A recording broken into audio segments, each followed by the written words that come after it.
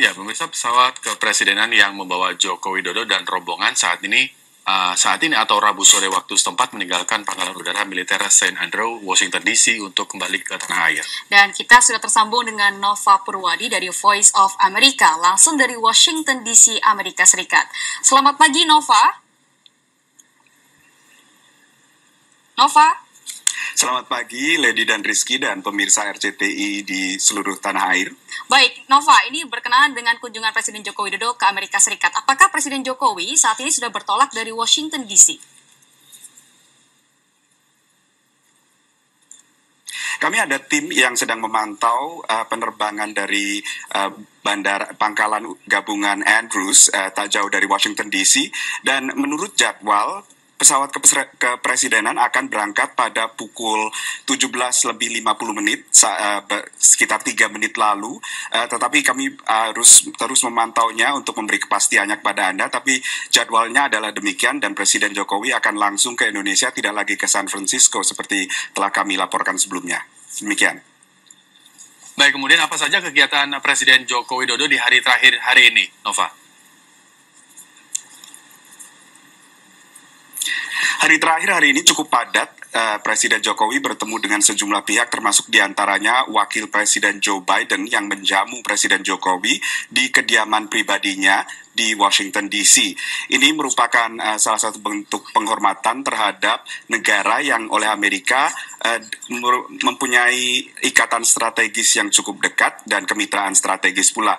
Setelah itu, Presiden Jokowi bertemu dengan para pimpinan Kongres di gedung Capitol di Washington DC, dan ini cukup menunjukkan penghargaan anggota Kongres terhadap Indonesia dan terhadap Presiden Jokowi, karena saat ini Kongres sedang membahas sedang dalam proses yang alot, yakni pembahasan anggaran negara yang sangat berlarut-larut dan sering memunculkan kekacauan di Washington DC, dan bahkan sempat membuat Presiden Barack Obama menunda kunjungannya beberapa waktu yang lalu. Lalu Presiden Jokowi menyempatkan untuk ke Imam Center, yakni masjid yang didirikan atas hibah dari pemerintah Indonesia saat pemerintahan Presiden sebelumnya SBY.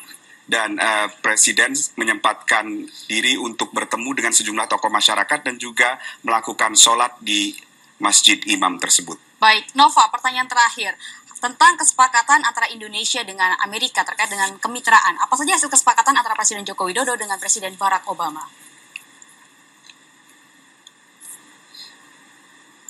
Ya, sejumlah agenda ekonomi diusung Presiden Jokowi ke sini diantaranya adalah ekonomi digital yang tadinya akan dibawa ke San Francisco tetapi batal, tetapi juga masalah TPP alias kemitraan Trans-Pasifik atau Trans-Pacific Partnership yang ternyata Indonesia menyatakan keinginannya untuk bergabung dengan kemitraan ini. Kemitraan ini melibatkan 13 negara dan disponsori salah satunya adalah Amerika, yang bertujuan untuk menderegulasi perdagangan antara masing-masing negara dan juga memudahkan perdagangan antar negara ini.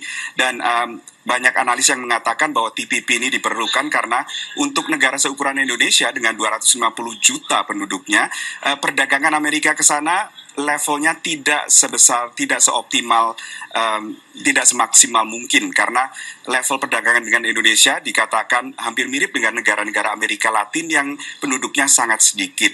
Dan ini juga keinginan untuk bergabung dengan TPP ini diungkapkan pula oleh Presiden Jokowi dalam pertemuan dengan Kamar Dagang Amerika kemarin malam, di mana Presiden Jokowi menyatakan juga bahwa sebagai seorang mantan pengusaha, ia tahu betapa frustrasinya pengusaha dengan berbagai regulasi yang membatasi kegiatan usaha.